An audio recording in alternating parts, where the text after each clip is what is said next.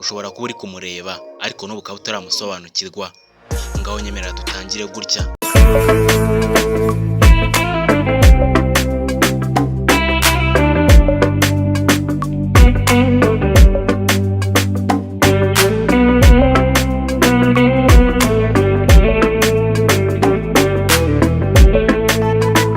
Urabona ateye atabyara izuba,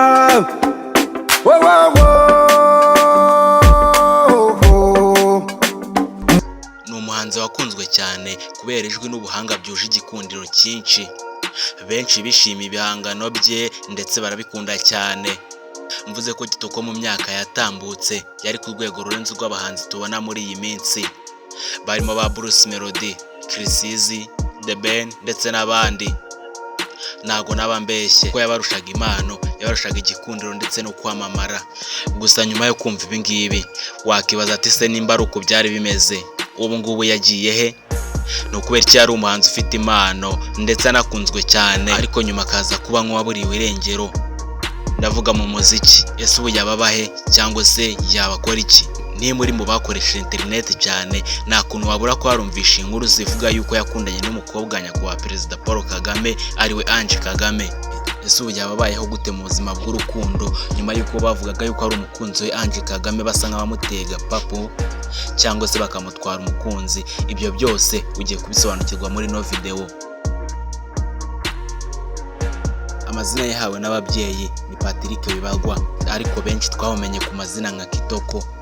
Yavutse ku itariki 12 Nzeri umwaka w'1985.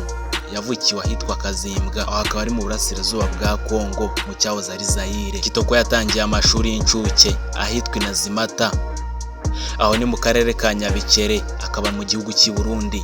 Nyuma yaje kurangiriza amashuri yisumbuye Nyanza mu ntara y'Amajyepfo, akaba mu gihugu cy'u Rwanda.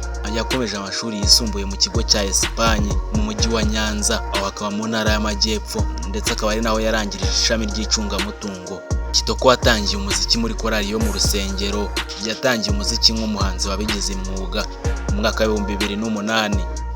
Yakoze indirimbo zakunzwe cyane, by'umwihariko harimo nk'iyitwa Ikiragi, yamushyize ku rwego ruhambaye mu muziki nyarwanda.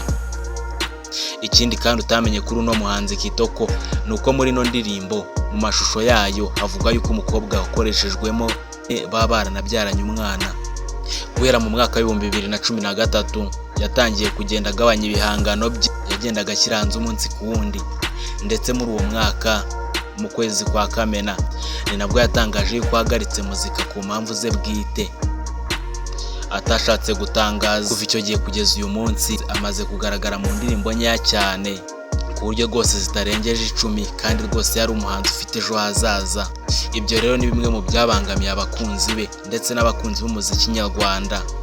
Muri izi ndirimbo yakoze harimo nyinshi zakoze ku mitima y'abatari bake, by'umwihariko harimo nk'iyo yakoranye n'icyamamare Meddy.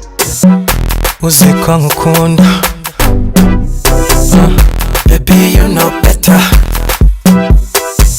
Izindi ndirimbo yakoze harimo Pole Pole, Kamikazi ndetse n'izindi nyinshi zigiye zitandukanye. Mu buryo butunguranye yagaragaye mu Rwanda mu mwaka wa 2017, aho yaraje mu bikorwa byo kwamamaza nyakubahwa Paul Kagame, umukandida w'ishyaka rya FPR Inkotanyi wanegukanye umwanya w'umukuru w'igihugu icyo gihe, ndetse n'ubu akaba yarongeye kwegukana wa 2024.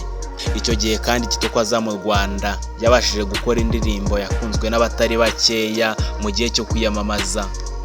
Iyo ndirimbo nta yindi ni ngibi se Thank you Kagame.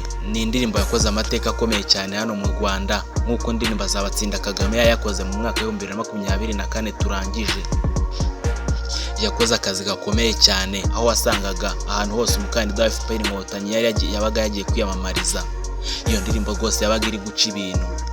Kitoko kandi yakoze indirimbo zirimo yitwa Madayimoni, iyitwa Ururabo, ndetse yanakunzwe n'abatari bake. Mu mateka y'indirimbo z'uno mugabo harimo iyitwa Bella yakoranye n'itsinda rya Dream Boys, naryo tuzakorera amateka yaryo mu minsi iri imbere. Iyi ndirimbo yakunzwe n'abatari bake ndetse ikora ku mitima y'abantu benshi.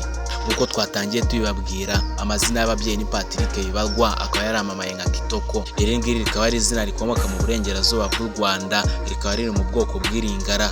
ndetse rikaba ari izina ryitwa abakobwa n'abahungu. Mu mwaka w'ibihumbi 2010 nibwo umuhanzi Kitoko yashyize hanze alubumu ye maze ayita Ifaranga. Iyi alubumu yamufashije kwigarurira imitima y'abanyarwanda batari bake ndetse no hirya no hino ku isi, cyane cyane mu gihugu cya Uganda. Mu mwaka w'ibihumbi 2010 yagiye asohoka ku binyamakuru bitandukanye nk'umuhanzi mwiza hano mu muziki nyarwanda, ndetse akanemezwa nk'umwe mu bakomeye cyane. Mu mwaka w'ibihumbi 2012 akaba yaratangiye kwandikwaho n'ibinyamakuru byo mu karere birimo The East African, ndetse bikemeza yuko ari umuhanzi ukomeye cyane hano muri iki gihugu cy'u Rwanda, kandi bikanemeza yuko ari umuhanzi ufite ejo hazaza mu buryo bugaragarira buri wese.